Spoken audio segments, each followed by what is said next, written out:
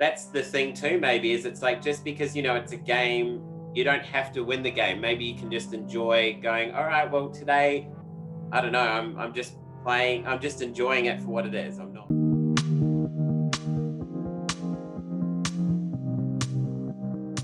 What would happen if everything we knew to be real was put into question? Well, today that's what we will be doing, tackling the small subject of what we know to be reality.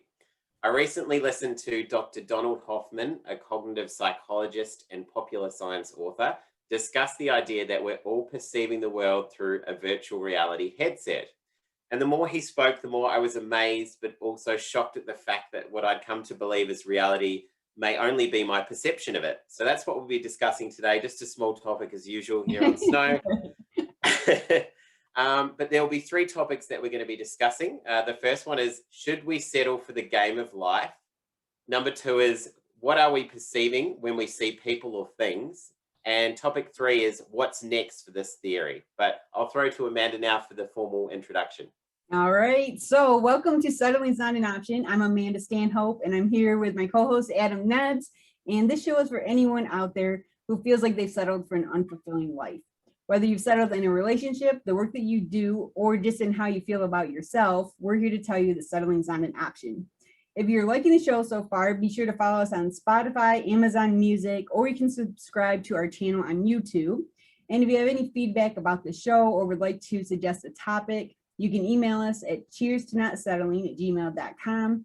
And finally, to conclude the plug, if you feel so inclined, you can donate as little as $1 to us on Coffee, and there will be a link to do that in the description below or in the description of the podcast.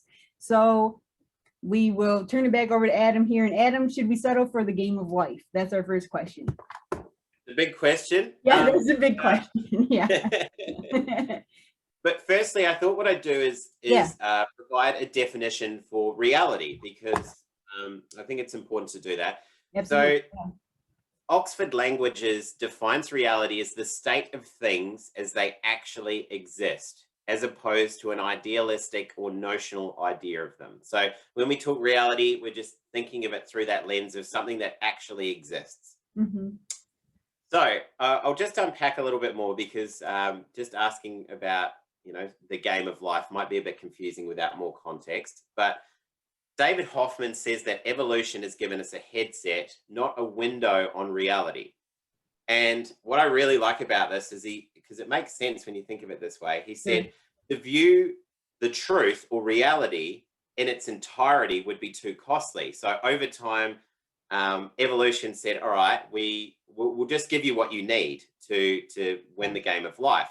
So this headset, as he calls it, distills all the information we need and cuts out all the information we don't. And the comparison he uses is like the computer game, say Grand Theft Auto. And he said, in that game, you don't need to understand the software, the coding, all the details of the computer and the system. You just need to understand that if I turn the controller to the right or the steering wheel to the right, my car will move that way, or how I can control my character to win the game. Yeah. And he said it's the same with this VR headset. It's a means to win the game of life.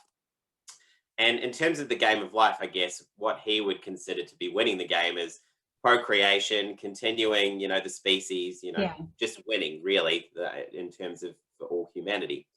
So anyways, my first question to Amanda is, should people settle for the game of life, or should they want more? And before the show, Amanda and I were talking about The Matrix, which Amanda saw in movie theaters like back in the 90s. Yes, the only time, like I told Adam, the only time I saw it was in the movie theater, and it was so long ago, I don't even remember anything about it. I mean, except for things I've seen since then.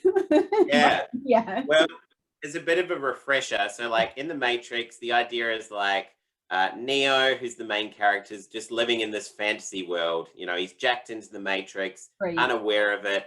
And then a character, Morpheus, comes into it and offers him, do you want to stay in this reality world, or do you want to, actually come into the real world? Okay, and so that's the red and the blue. That's right. I can't remember which is which, though. Yeah. Darn it. Come on, Adam. You're supposed to know. I know. I should know exactly which pill I'm taking. Right. Take me somewhere else. But, yeah, so the idea there really, because I was thinking, all right, knowing about the VR headset means we have a choice. We can either go, all right, I know this isn't reality, and I can just continue to live as I want to live, or I can go, okay, and we can talk about this more later. But he said, you can, if you want, go, all right, well, I don't want to just settle for this idea of, playing the game. I want to maybe understand the software or the coding and find out, well, get closer to understanding what reality is. So Yeah. I'm just curious, because some people might be happy just playing the game, but what do you think? Well, my first thought, well, I have a lot of thoughts about this. That's good. But my first thought is, or I guess my answer to the question is, the question is, should you just play the game of life or should you want more? I think the answer is both. Not for everybody. But I think some people need to just play the game of life. And some people need to not settle for that and want more. Because if everybody wanted more, nothing would ever get done. Because everybody, you know what I mean? Like if everybody just sitting around thinking about how can I improve things? How can I understand myself better? How, like I do all day. but things that need to get done in a society wouldn't get done. And the same with the other side, where if there's people that are just getting things done, like, okay, let's say collecting trash. I don't know why that came to my mind first. But there has to be someone that goes around and collects the trash. And there's no one to do that because everybody's trying to understand this VR headset and get around it somehow. You're going to be living in a pretty disgusting world. So it's like, you do have to, I think society needs to have a balance of both.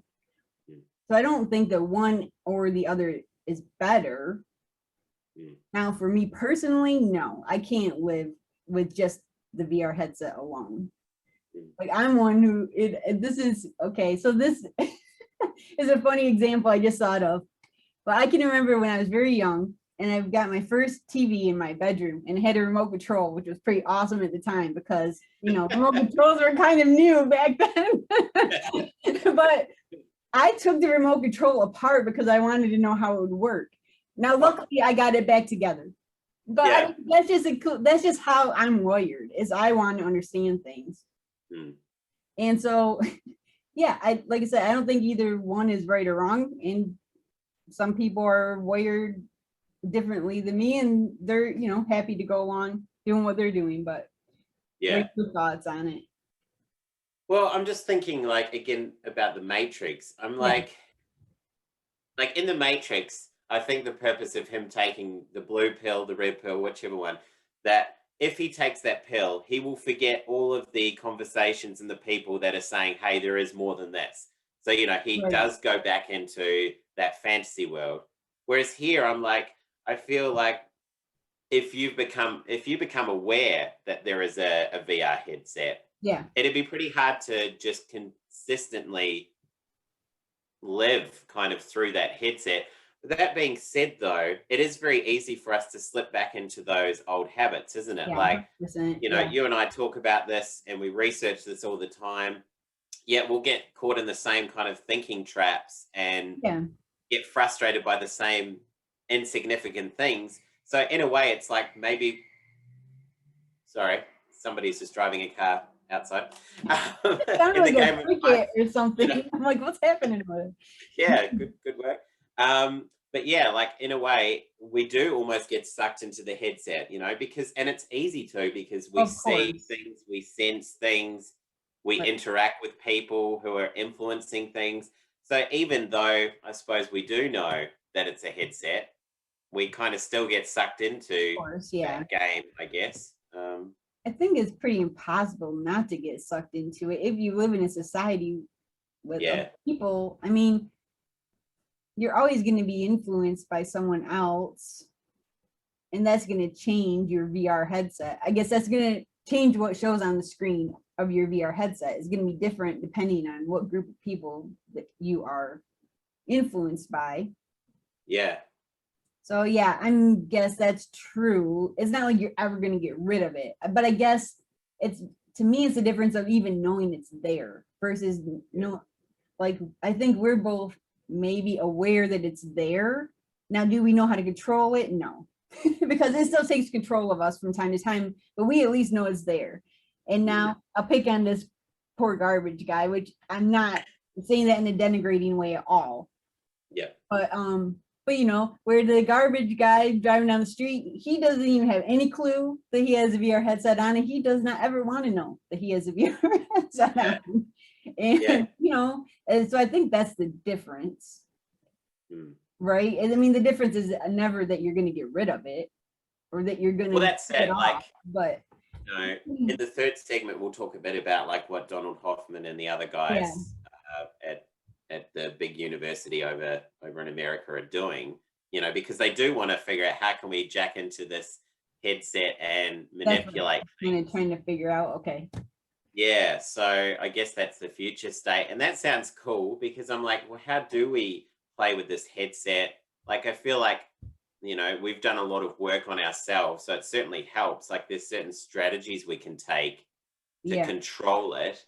But yeah, like one thing I was thinking about as well was like in terms of this idea of like the video game.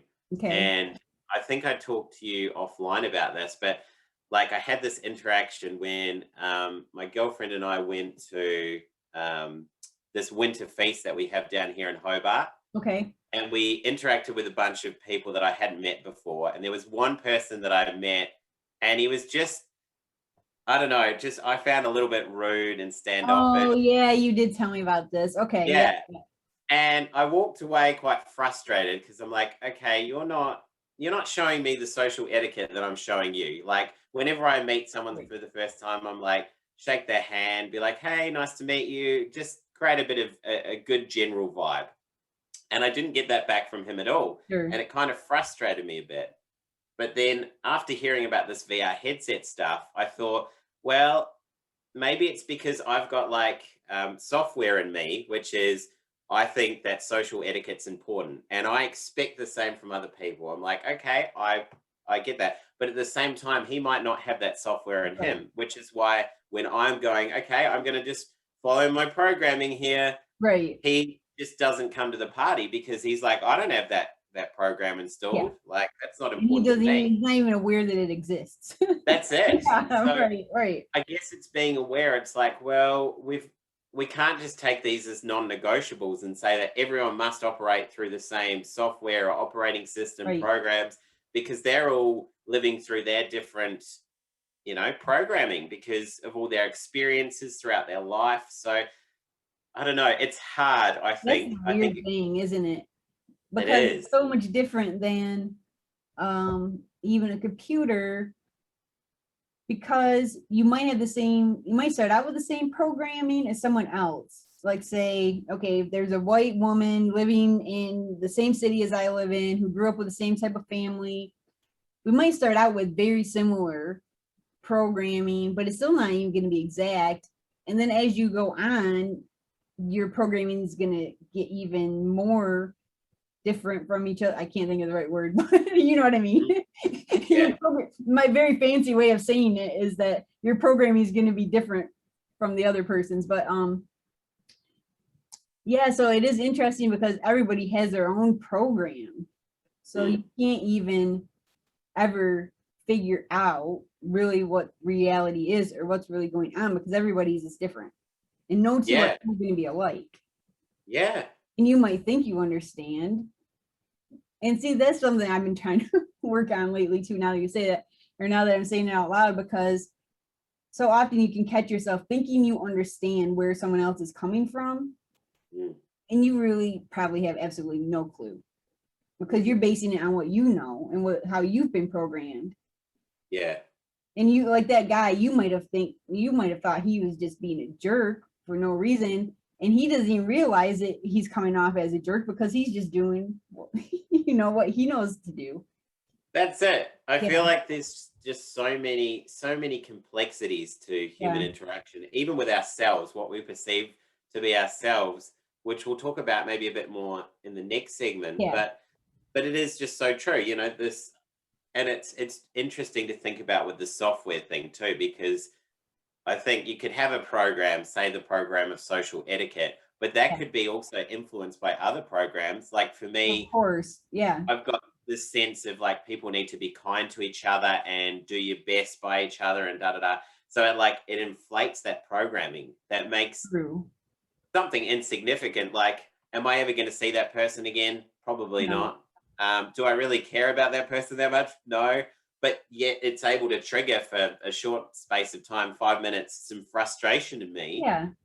When it's Um, stuck in your head because now you're talking about it for the second time, how many yeah, months? yeah, exactly. Clearly, it is annoying me more No, than but I I'm mean, and not to considering. pick on you about that, but Yeah, obviously it's stuck for some reason. yeah, yeah, But I know it is. I really think though, I mean, even if you people don't believe in this whole VR headset thing or, whatever, or just that reality is an illusion or whatever you want to say, even if people don't really believe that, if you could just take away that thought that we're all operating from a different program. I mean, that's pretty easy to visualize. It's pretty easy to understand. And gosh, it really would make life so much easier because it would really help you to have so much more empathy and understanding for other people yeah, and stay curious. I've been writing an article about staying curious. It would help you stay curious yeah, about other people. Yeah, yeah. I think that's a really good point because that's a it's good like, lesson for me today, maybe. yeah, but that's it. Yeah, I Yeah, don't know. It's like we take it too seriously. Like I feel like the whole idea of a game or whatever, it's like, do you sometimes feel like there is like an objective kind of purpose to life? Like but you that's feel like, one thing I was gonna ask you because I don't know how we're doing on time. I forgot to set my timer. yeah, we're going okay for Okay, time. like that was one thing I wondered, and you kind of answered it. Is well, what does winning the game of life mean? And I Mm, get he kind of put it in biological terms. So yes, procreating the species and surviving. That would be winning the game of life in a biological sense. But it's interesting to me that you would even try to win at, like, how do you even win at life? I mean, we're all gonna die. So yeah, I mean, I don't know how you win at life other than today, like embracing today for what it is mm, and accepting it for what it is. That's the only way you win life to me. yeah, I'm not yeah, saying I live that way because don't get me wrong, I don't live that way. I'm getting better. um, I'm still playing the game of life somewhat that society has taught me to play. But really that's all there is to it. Mm. What else is there Well, to that's do? it. And every spiritual teacher or religion all has a Yeah, different idea as to what the game of life is. Like, right. I guess, yeah, from an evolutionary point of view, you know, we are designed to just keep the species going because I don't know, that's just what evolution wants us to do. No Of worries. But course. Yeah. but then it's like, but it wouldn't really explain why so many of us are just slaves to like, money, Yeah. slaves to, other people's opinions and possessions and all that stuff. You know, like where does that come into it? And that feels like maybe in a way with this headset people have taken control of it. I think this is where maybe with the headset we really need to understand it's a headset and Yeah. then understand, okay, well, how is our programming and what's in the headset influencing the way we live? Because in a way, let's look at Facebook and Twitter and Yeah. Google. They know that we've got a headset basically, and they're like, Oh how yeah. can we market Right. this, like to get people so obsessed with something that really isn't in line with the game of life. Like, as True. you said, like you're gonna die. Like this is an interesting It. game where Yeah. you don't win and then the game's over. The game ends when you die. You're not going to take any of the coins or No. whatever that you collect over the course of the game. So it's a weird game to begin with, but one Yeah. that can quite easily get hijacked by others if you don't understand you're playing a game. Well, that's a good point. Yeah, if you think of it that way too. I never thought of that as like that if you do look at your life as a game, that you can let other people hijack that game. That's interesting to think of it that way. Hmm. I mean, I have had the thought of like people hijacking your time and that kind of thing, but yeah, if you really do look at them as players in a game, that kind of helps too, because you know they're trying to win, just like Yeah. you're trying to win, even though none of us should really be trying to win anything. Yeah. But that's just, and I mean, I don't know that all cultures probably aren't programmed that way, but definitely in the American culture, we're programmed to win. I mean, that's, Yeah. that's just how it is. And so it takes a lot of time to undo that programming. Yes. But But I like the idea of what you were saying with, just living in the now, like yeah, enjoying each moment, because that kind of feels like a game too. Like it's nice when you're true. playing a game and you're not obsessed with, am I? So if I think about, for example, Grand Theft Auto, I've only played one game years Right. and years ago, and I didn't do any of the missions or any of the objectives. I just liked running around the city and just causing a bit of chaos and maybe letting out some of the shadow parts of Yeah. myself, that I Yeah. can. I had a lot of fun. And I can remember my cousin at the time I was playing with being like, come on, man, like, let's get on with the game. Like, we need to go and do this thing. I'm like, I don't want to. I'm just enjoying it as it is. Right. So that's the thing too, maybe, is it's like just because, it's a game, you don't have to win the game. Maybe you can just enjoy going, all right, well, today, I don't know, I'm just playing, I'm just enjoying it for what it is. I'm not Yeah. trying to think how I can get to the end result.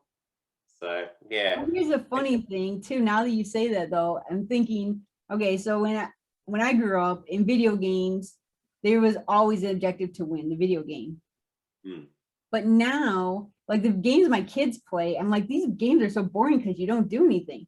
Like if you're, I mean, okay, so there's like they'll play like Roblox, and there's like what's the one, Minecraft, and yep. like these where you're like building cities and you're building stuff and you like interact with other people and you do things, but I don't think you ever win anything. No, You're that's just true. I playing didn't the think game and about you that. never win. So it'll be interesting to see if there's a big difference in that generation, because they Yeah. haven't been playing games to win. They've been playing games just to play a game.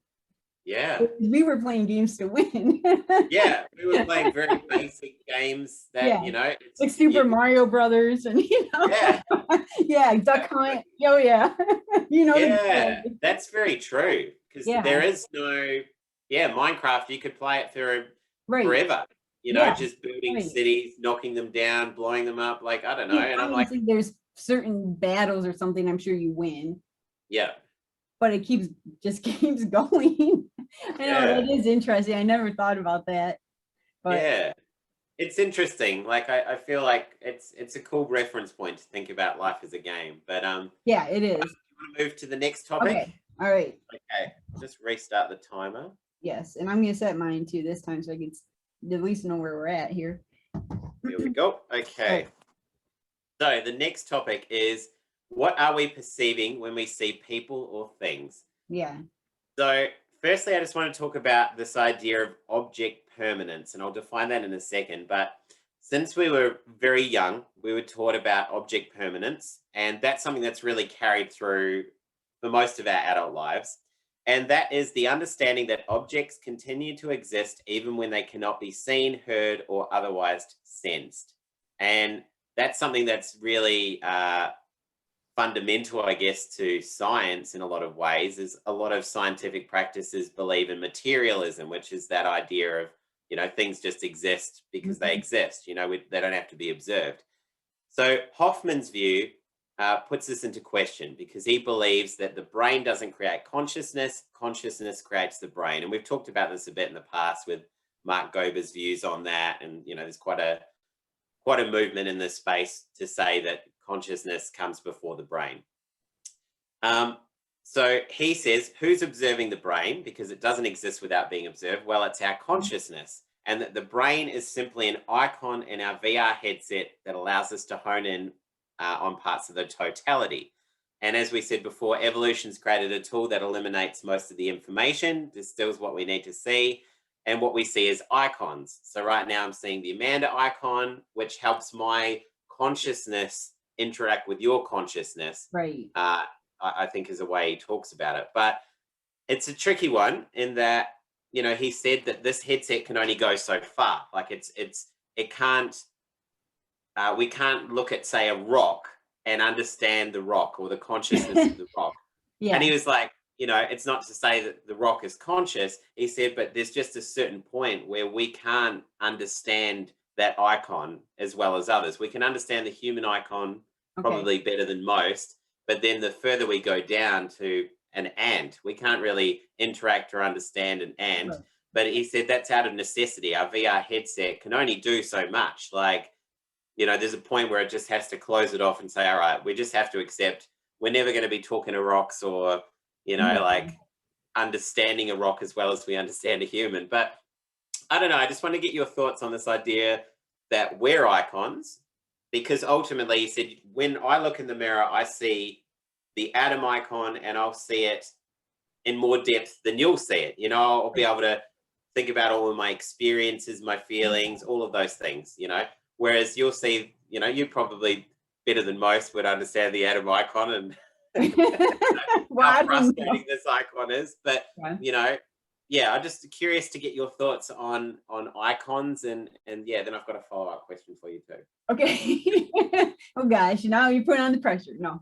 I mean, it is a really cool thing to think about. And I guess it makes a lot of sense because you just said makes a lot of sense. Your own icon better, or maybe you don't even know better, but you're more attuned to it and notice things about it. But I'm thinking about, sometimes say maybe you think you look like crap one day and you point out, oh, look at this, I got this zit on my face and my hair's all funny, and someone else says, what are you talking about? I didn't even see that.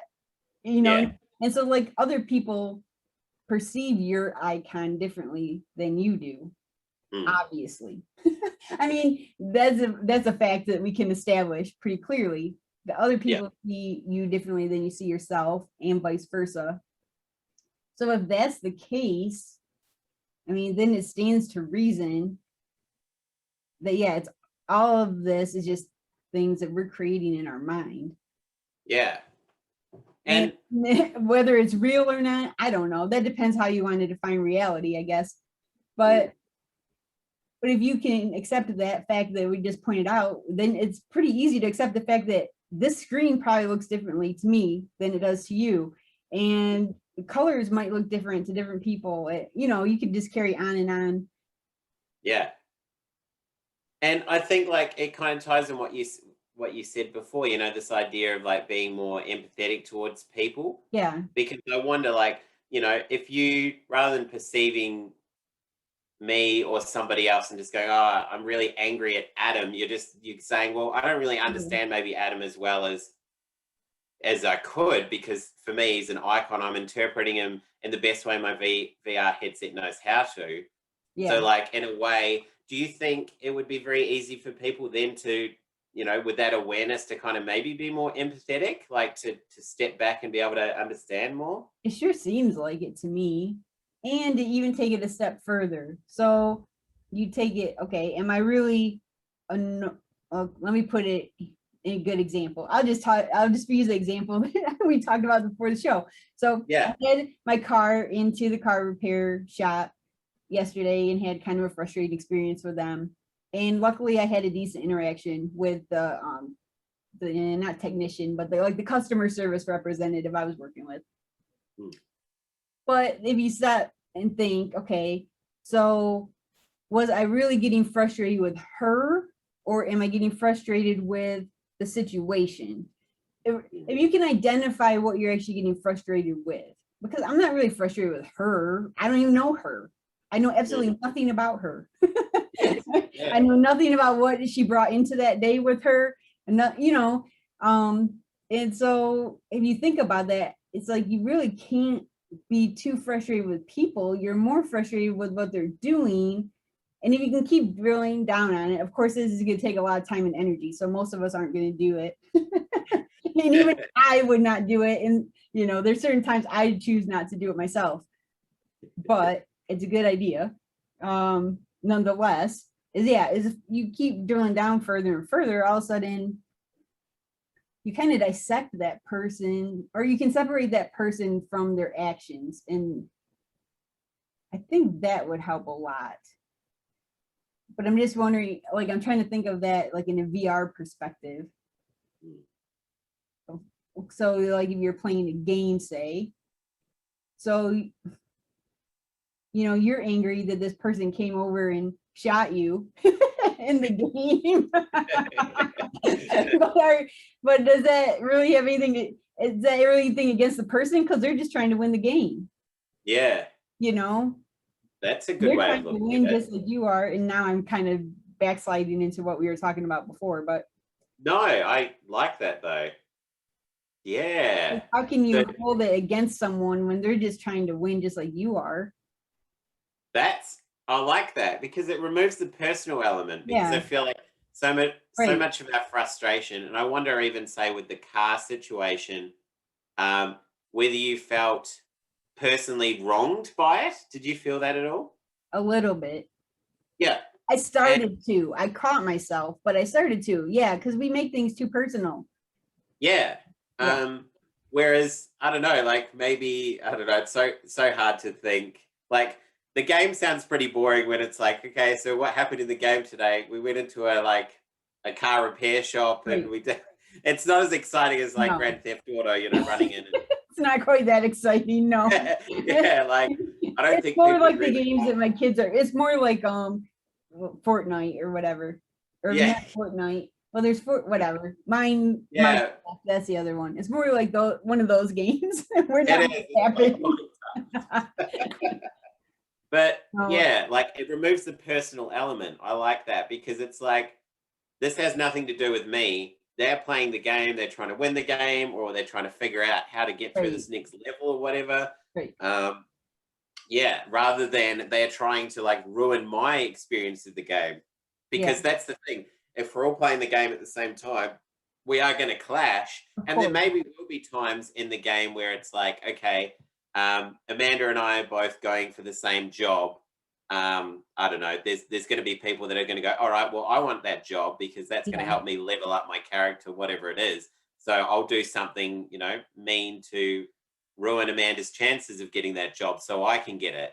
So there'll be people like that will be, that will play the game in the wrong way. But yeah, I think if we remove the personal factor from it and say everyone's just trying to win the game, and sometimes that might conflict with our experience of the game.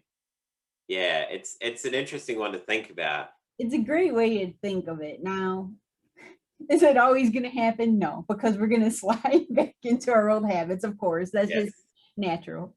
But I like what you said to get us back on point of the second topic here.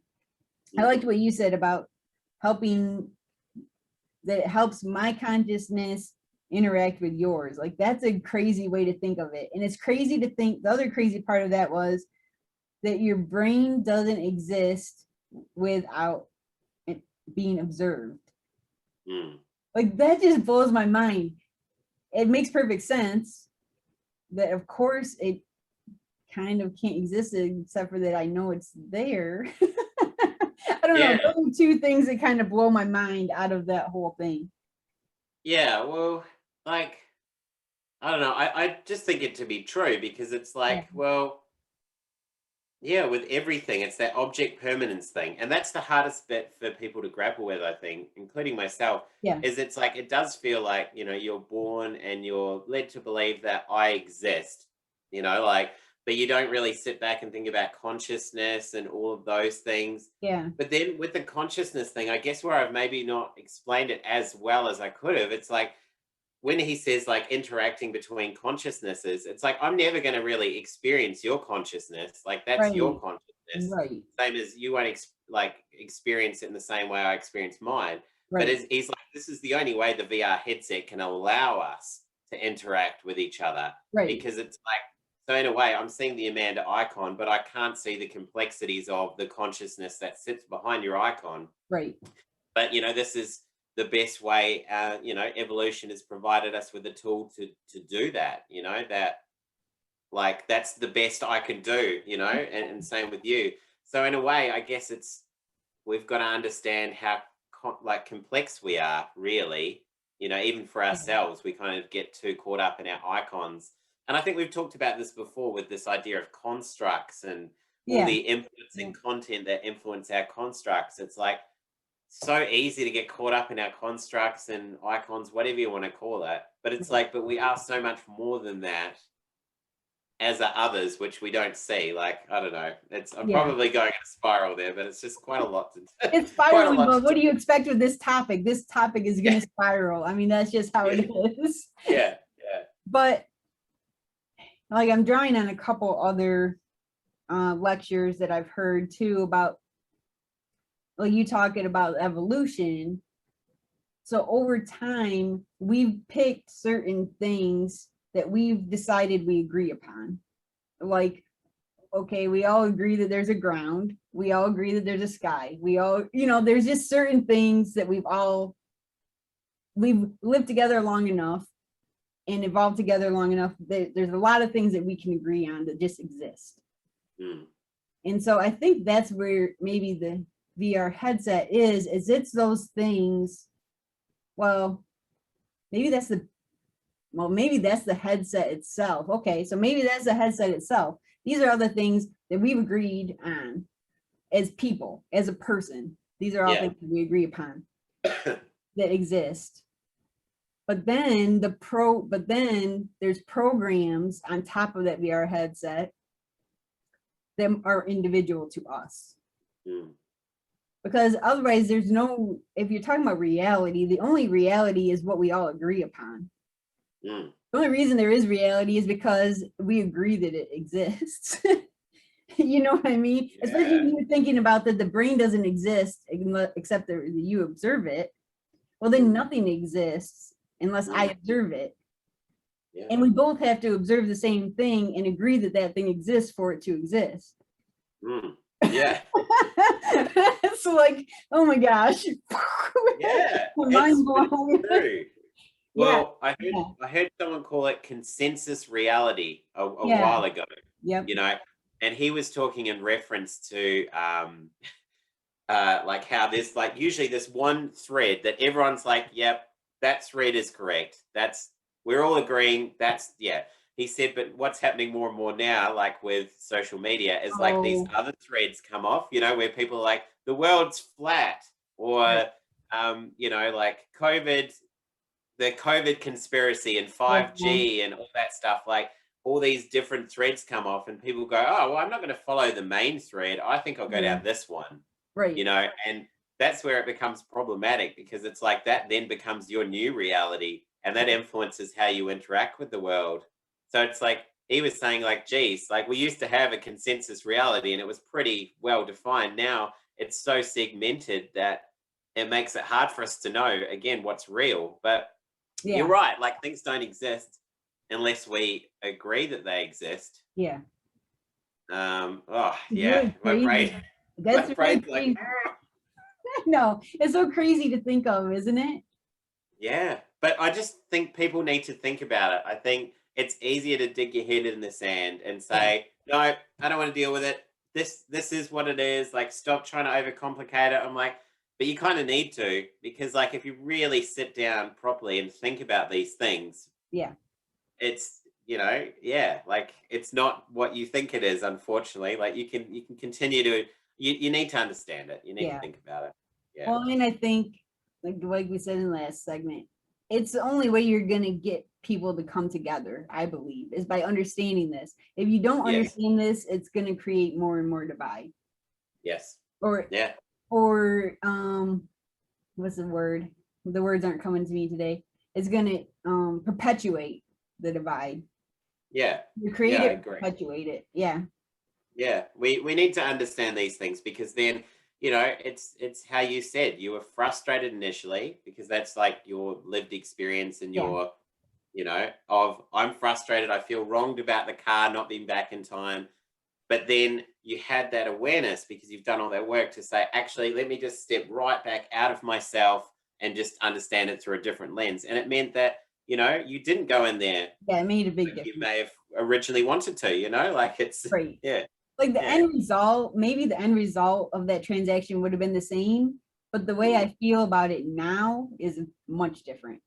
Yeah. You Yeah. know, because Yeah. otherwise I would be sitting here regretting the way that I am, feeling embarrassed about the way that I acted. So Well, and I feel like that's so important though, because it's like you think just the power, this is what I keep thinking about, the power of like interactions. So if you'd gone in and you'd been really angry, like how would that influence that person that you were angry at and then true. yourself? How much time would you spend ruminating, being like really upset, going, oh, why did I do that? You know, which then influences others around you. So it's like, it's Well, not even just, her, as you were yeah, saying that, that's what I was thinking. Is like, yeah, okay, now I've taken something out on her. mm, He's gonna take it out on somebody probably. yep, So it's gonna permeate in her life. yeah. Now I've not only affected my own life in a negative way, I've affected her life in a negative way. She's affected some, you know. So it's like, I do you just want to spread negativity or positivity? What do you want to do? Yeah. I just feel like it's a ripple effect. And then I'm Yeah, like, how far, if you really followed the journey of somebody, like it would go all over the world, I feel, like just each interaction influences the next and the next until right. the way the planet lives is because of your interaction. You must be aware that like it's not just, Exactly. that's all good. I got angry at the store clerk yesterday, whatever. It's like, no, that has then influenced the Right. world, the reality, It if we can really call it does. that. Yeah, Yeah. because that Yeah. changes the VR headset a little bit. Yeah, exactly. Yes, it does. All right. So I guess we should move to number 3. Right. Let's bring up the notes for that one. Oh, where have my notes gone? Okay, cool. So number 3 is what is next for this theory? And I like this. So Hoffman says that for thousands of years, spiritual practices have been talking about these ideas of reality being more than what we see, but they haven't had the tools to prove it. So I Mhm. like that, right? He's an interesting fella, right? In that he's such an intelligent human being. The way he talks about this is so much more intricate than I do. But Yeah. I guess this is his baby. This is what he's Right. done for years. Right. But he doesn't talk down about spirituality and go like, oh, whatever, like they don't have it. He said they've had it right for a long time. They just haven't had the tools to do anything with it. And he said they've had meditation, which gives you maybe a bit of a glimpse into the fact that there's more than what we see. He said, but it doesn't get us exactly where we want to be, like to understand consciousness and, what truly exists from a reality point of view. He's like, they don't have that. But he said, there's so much divide between different religions and spiritual practice. He said they can't all see that there's probably a lot of, correlations between Oh, each yeah. other. And if they all came together, they Right. probably could really find a lot of, common ground. He Yep. said instead they all just get angry at each other. Sorry, a No bit sniffy problem. today. I know I've been um, in my nose too. It's Oh, so annoying.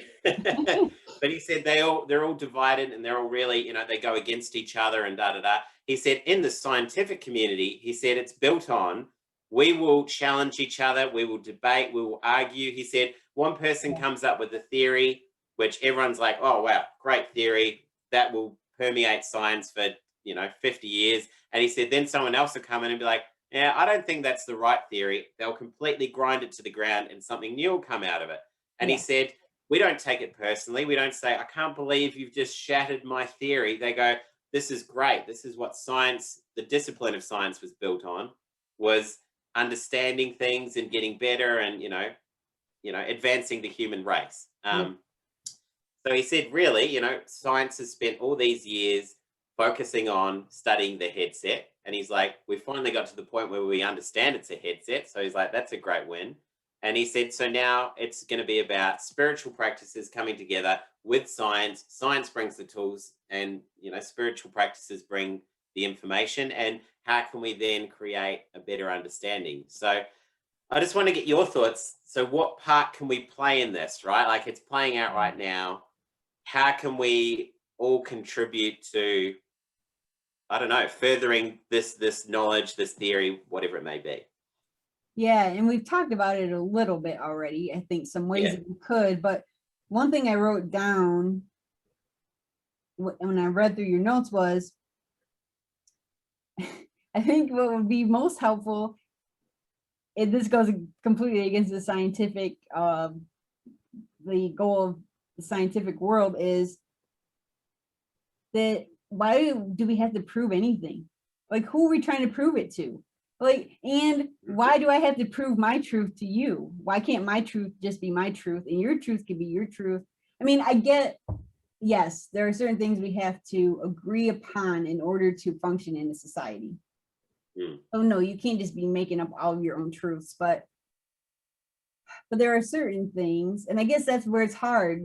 There's a lot of gray area though, because there are certain things that yes, you have to agree upon, and then there's certain things like, okay, so when I'm driving my car to the dealership, we all have to agree that you don't drive on the right hand side of the road, but here we drive on the right hand side of the road. We all have to agree that we're going to drive on the right hand side of the road, or we're going to be in trouble. We all have to agree that we stop at a stoplight, or we're going to be in trouble. Yeah. But we don't all have to agree about what music I'm listening to while I'm driving in my car.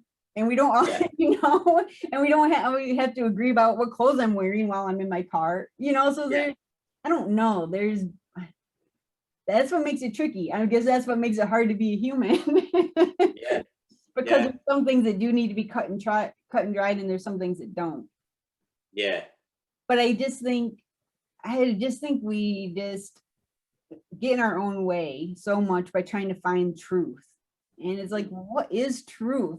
I mean, and even once you think something is true, I guess what I'm saying is we need to accept the fact that we're never going to know what's true. Yeah. Because we're just not. Because even once you think you know it's true, it gets disproven somewhere along the line. Yeah. At one point, the earth was flat and everybody believed that to be true. And then someone traveled far enough, it wasn't flat anymore. And now that's true. And, it's so, I don't know. It just, after enough time passes, whatever is true today isn't going to be true anymore. It just is a matter of time. Yeah. So what's the point, Yeah. What's the point of trying to figure out what's true and what's not?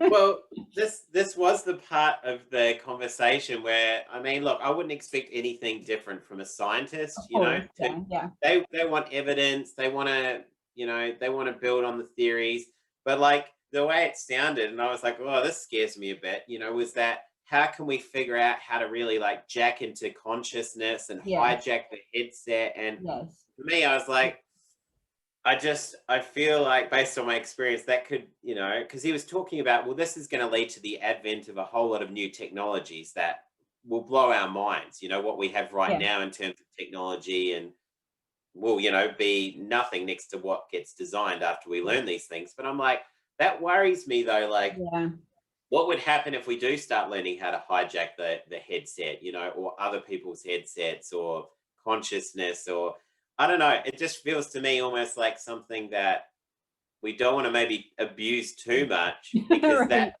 I just dread to think what applications could come out of that could really be harmful.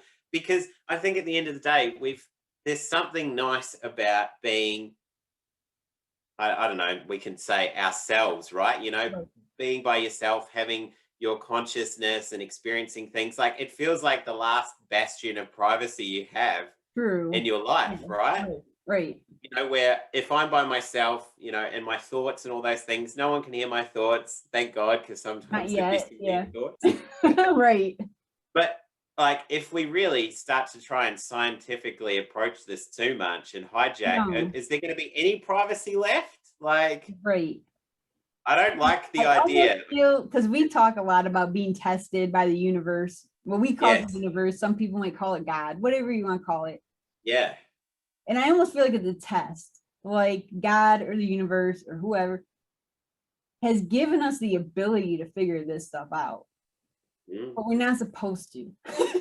Yeah. And if we do, that's what's going to bring about the apocalypse. Because I mean, seriously, if you really think about like the implications of being able to tap into someone else's consciousness, I don't like the idea. That sounds pretty apocalyptic to me. Yes, so it does. I almost feel like it's like, here, I'm giving you these tools. Let's see what you're going to do with them.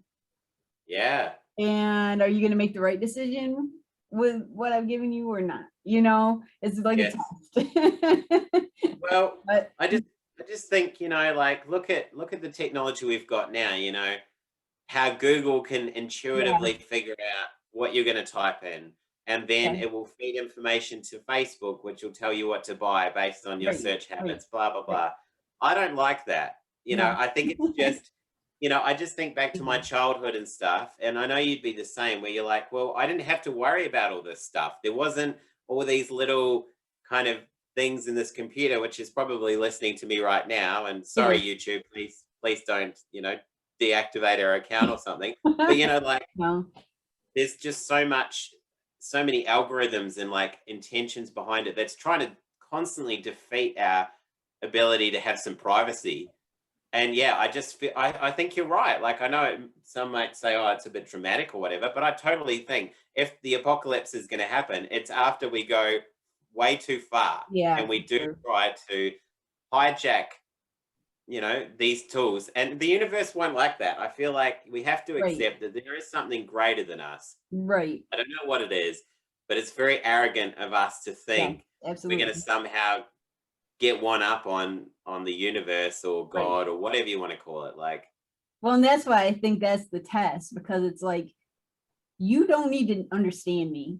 And the more yeah, and more you try to understand me, the worse your life is going to be.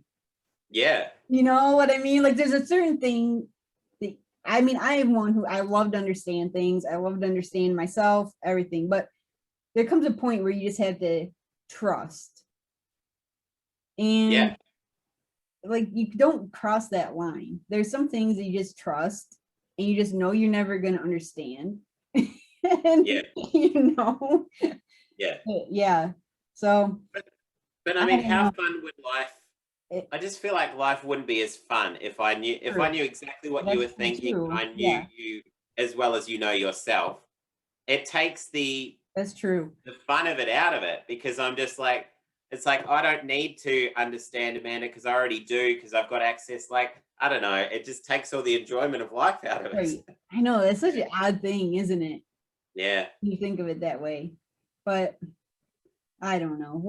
We are our own worst enemies a lot of the time. yeah, I think so. So Guy's work is really cool to talk about and stuff. But yes, when I saw this last point and like that he's just kind of trying to push you more and more, and I'm like, dude, maybe you just better stop where you're at. yeah, Yeah, like I think the buck should stop. Like the main message that I think both of us are going to take out of it, and I hope others do too, is maybe don't take yourself so seriously.